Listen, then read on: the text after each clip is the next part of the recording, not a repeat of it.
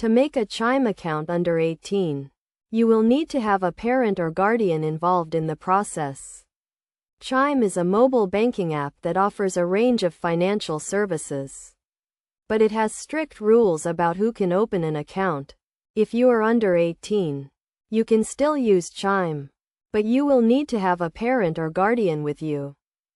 First, you will need to download the Chime mobile app from the App Store or Google Play.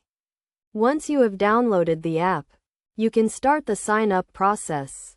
You will need to provide some basic information, such as your name, address, and date of birth. You will also need to provide the name and information of your parent or guardian. Next, you will need to verify your identity. This is a standard process that all banks and financial institutions use to make sure that you are who you say you are.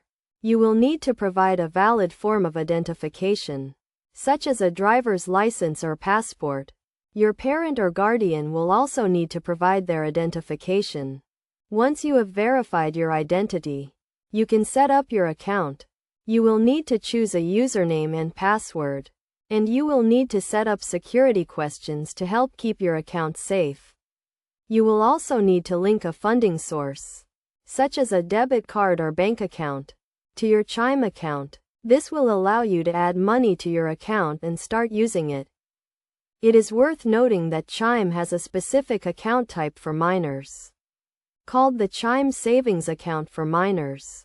This account is designed for people under 18, and it has some special features, such as the ability for parents or guardians to transfer money into the account and set limits on spending. To open a Chime savings account for minors, you will need to have your parent or guardian with you.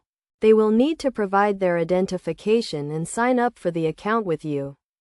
They will also need to fund the account with an initial deposit. Overall, making a Chime account under 18 requires some extra steps, but it is still a relatively straightforward process.